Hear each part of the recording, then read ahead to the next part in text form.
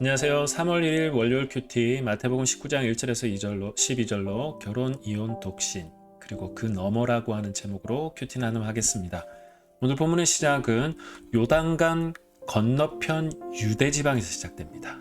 오늘 본문이 지리적으로도 이곳이 유대 지방이다라고 하는 이 성격을, 공간에 대한 성격을 이야기해주고, 아니나 다를까 거기에서 바리새파 사람들이 예수님을 시험하려고 질문하면서 오늘 본문이 시작되고 있습니다. 그러면서 이유가 된다면 사람이 그의 아내를 버리는 것이 적법합니까? 라고 예수님께서 이들의 질문을 받으시는데요.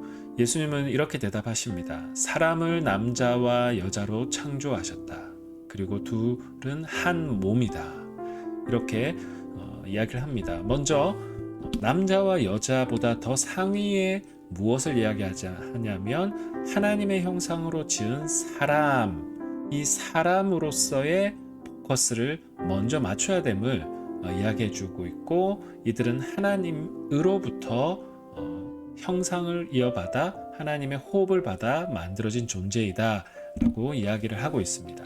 그래서 이 둘은 한 몸이다, 그래서 나눌 수 없다라고 하나님의 창조의 질서의 차원에서 먼저 대답을 해 나가십니다.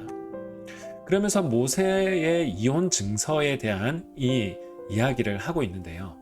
모세는 왜 이혼 증서를 주고 헤어지라고 했는가? 오늘 본문에서 이 바리새인들은 모세의 이혼 증서를 들고서 예수님을 곤란하게 하려고 질문하고 있습니다. 예수님의 대답은 너희 마음이 완악하기 때문이다 라고 이야기하는데요. 이들은 율법의 형식에만 부합한다면 자신의 욕망대로 이혼했습니다. 그러니까 이혼 증서를 써주고 이 자신의 아내를 이제 쫓아내게 되죠. 그리고 자신은 자신이 더 원하는 또 다른 여자와 결혼을 하려고 하는 자신의 욕망의 도구로 이 이혼 증서를 사용했습니다.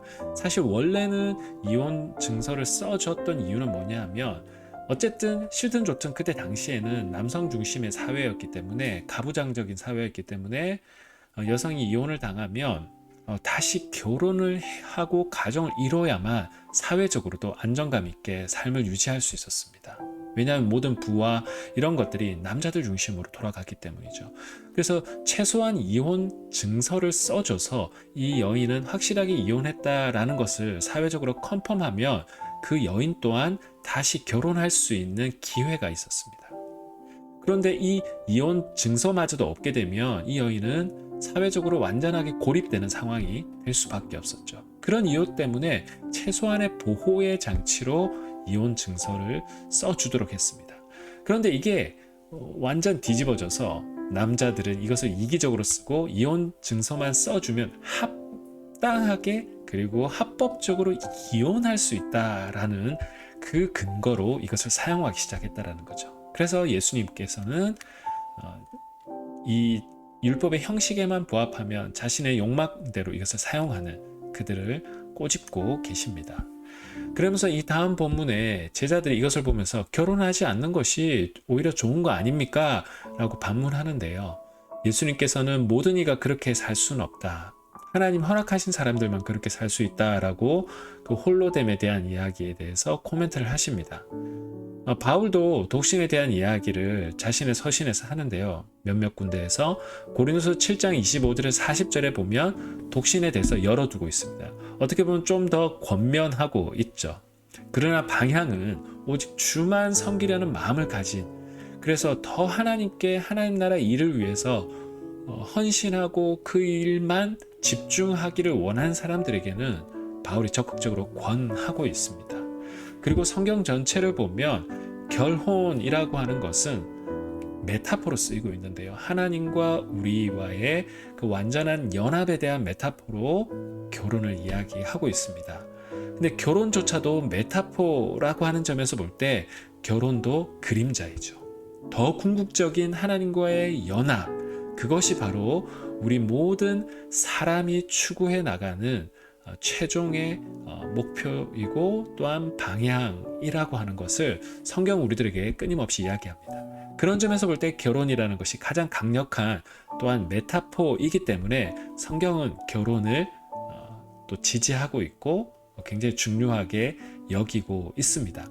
그러나 또 한편으로는 결혼이라고 하는 것 자체가 궁극적으로 모든 사람이 추구하는 그 하나님과의 연합이라고 하는 것의 메타포이기 때문에 독신이라고 하는 형태의 삶을 살아가는 사람에게도 메타포이기 때문에 결혼하지 않음에도 불구하고 그 너머에 있는 궁극적인 것을 추구할 수 있다라고 사실 바울은 이야기를 하고 있습니다.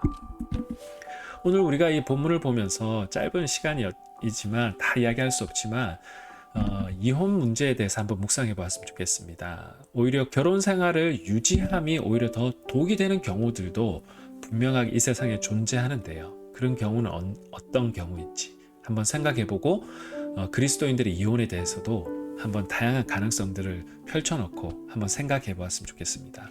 또한 두 번째, 오늘 다양한 형태의 가정들이 존재하는 것 같아요. 다양한 가정의 형태들에 대해서 한번 생각해 보았으면 좋겠고 그 형태 속에서 그들이 추구할 수 있는 하나님 나라의 삶에 대해서도 한번 상상해 보았으면 좋겠습니다. 결혼해야만 무조건 우리가 구원받는 것처럼 생각하는 사람들도 있고, 그러나 한편으로 결혼하는 것이 오히려 더 지옥을 만들어내는 경우들도 분명하게 존재하는 것 같습니다. 독신의 형태는 뭔가 잘못되어져 있는 것이라고만 생각했던 것을 넘어서서 바울의 그 독신의 가능성, 그리고 성경의 결혼이라고 하는 것 자체가 메타포이고 그 너머의 것이 있다는 것을 성경은 이야기한다는 점에서 다양한 형식의 가정이 추구하는 그 너머의 하나님 나라의 삶, 이것을 한번 펼쳐놓고 좀 생각해 보았으면 좋겠고, 사람을 하나님이 남자와 여자로 만들었다라고 하는 점에서 볼 때 결혼을 한 사람들의 입장에서 무엇에 포커스를 맞추고 결혼 생활을 유지하고 발전시켜 나가야 될지 오늘도 한번 묵상해 보시는 하루 되시기를 주님의 이름으로 축복합니다.